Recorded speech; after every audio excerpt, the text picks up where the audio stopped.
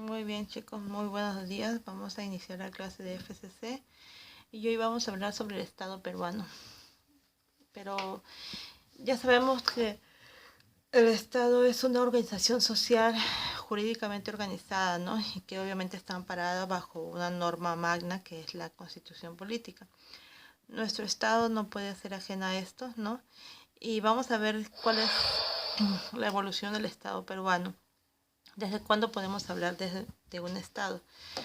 Eh, Desde la época del Tahuantinsuyo ya podríamos haber hablado, ¿sí?, a esta composición básica de un Estado, porque había una división administrativa, como pueden ustedes observar en el siguiente dibujo, donde estaba obviamente dividido de tal manera que le permitía organizar el Estado y así satisfacer las necesidades básicas de su nación, ¿no? Entonces, podemos decir que antes de la llegada de los españoles, incluso nosotros ya teníamos una concepción de Estado, debido a que tenía una buena organización económica, administrativa, había un componente político, ¿no? Porque había una organización política con un jefe supremo, que era el Inca, ¿no? Y además también había otros, otros elementos, como por ejemplo, ¿no?, los apunas, que eran otros funcionarios no públicos. Entonces allí estamos hablando de un Estado. Tenía un territorio, una extensión de tierra determinada, tenía un grupo humano que era la población y tenía la soberanía, ¿no es cierto? Entonces eso es un Estado, o eso hace un Estado. Ahora, a partir de la dominación española en el siglo XVI al siglo XIX, se va a ejercer otra forma de Estado, que va a ser, ¿no?, el virreinato, en donde había un rey que ejercía el poder absoluto y no había instituciones eh, públicas, digamos, ¿no?, o instituciones democráticas. Entonces, en la República van a surgir ideas liberales propias de la Revolución Francesa, donde obviamente vamos a hablar de ¿cómo se llama?, derechos como por ejemplo la igualdad, la propiedad, la libertad de comercio y la separación de poderes, ¿no? Entonces digamos que vamos a instituir un Estado democrático.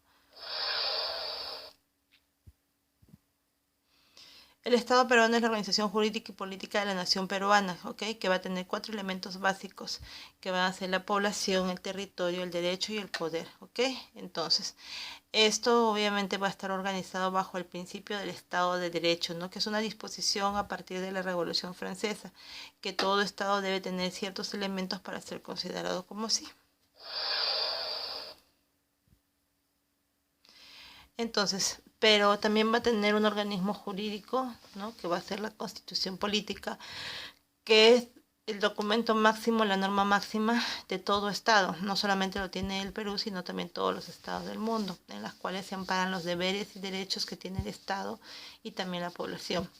Entonces, es la ley fundamental o la norma legal que establece derechos y deberes, lo hemos dicho, más importante de las personas.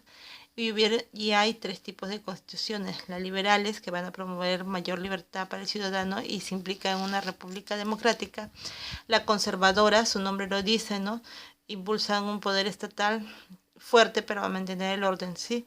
Fortalecen el ejecutivo, dando poca importancia a las opiniones populares. Digamos que es un poquito más cerrada, ¿no?, como que más autoritaria. Y las moderadas, que tratan de conciliar las dos posiciones anteriores, ¿no es cierto?, para poder equilibrar el Estado. Entonces, digamos que estas de aquí son con la existencia de un parlamento, pero también la existencia de una monarquía, ¿no?, o un rey, como lo que pasa en Inglaterra y en España, ¿no? Ahora, la Constitución ha tenido también su trayectoria y hemos tenido cerca de 16 constituciones.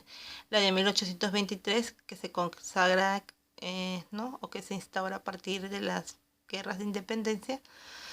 La de 1856, que va a introducir un término de gobierno democrático.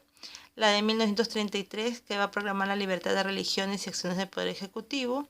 En 1979 se promulga otra constitución, donde no establece que aquellas personas que no sepan leer ni escribir obviamente no tienen derecho a votar. Entonces vamos a ver que es una constitución restrictiva. Y en 1993, que es la vigente hasta hoy día, que es impuesta por el gobierno dictatorial de Alberto Fujimori. Ahora, vamos a ver entonces un poquito de cada una de las constituciones peruanas desde 1823 y en qué radica su importancia, ¿no? Porque cada una de ellas fue importante.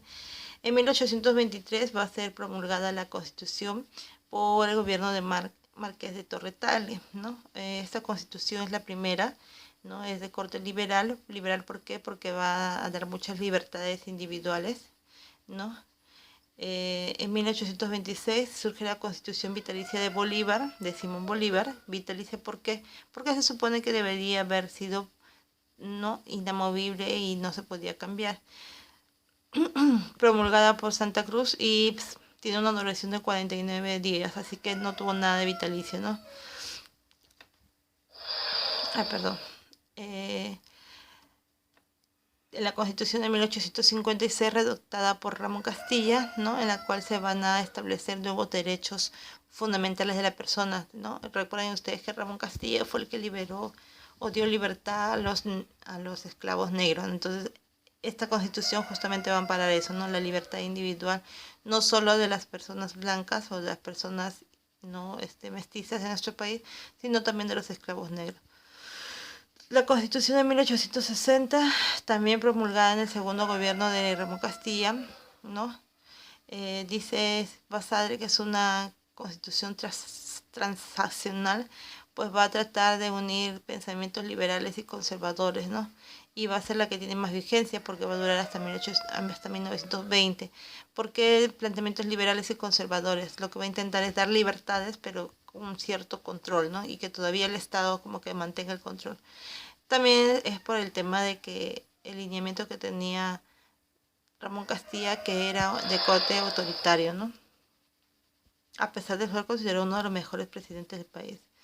En 1867, Mariano Ignacio Prado sí, promulga una constitución, pero fue abolida después de 6 meses. En 1920, Augusto B. Leguía, a inicios del enseño, también promulga su constitución y obviamente sí fue de corte liberal, pero que tenía ciertos matices económicos. La Constitución de 1933, promulgada por Luis Mariano Sánchez Cerro, que presenta innovaciones como el voto secreto, obligatorio y libre. Es así que a partir de 1833 el voto es como hasta hoy se lleva, ¿no? Libre, obligatorio, obviamente, y secreto. Quiere decir que yo no voy a andar diciendo a todo el mundo por quién he votado, ¿no? En 1979 se elabora otra constitución, ¿no? Y fue promulgada por Morales Bermúdez. Y en 1993 ya conocemos la constitución vigente hasta el día de hoy, promulgada por el gobierno de Alberto Fujimori, ¿no? En su denominado autogolpe, en el cual, por ejemplo, se contempla el tema de la reelección, ¿no? Para que él pueda seguir gobernando por muchos años más. Muy bien, chicos. Gracias por su atención y hasta la próxima.